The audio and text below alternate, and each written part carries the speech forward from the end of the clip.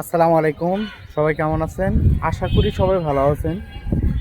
তো কিছুক্ষণ আগে বৃষ্টি হলো, এখন আমি ছাদে আসছি। তো ছাদে থেকে আহ, আশেপাশের পরিবেশটা এত সুন্দর লাগতেছে, সেটা দেখানোর জন্য ক্যামেরা অন করলাম।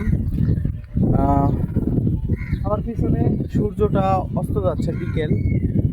এখন মেঘলা, কিন্তু আমার সামনে পূর্ব পাশে এক অন্যরকম একটা আকাশ দেখা যাচ্ছে।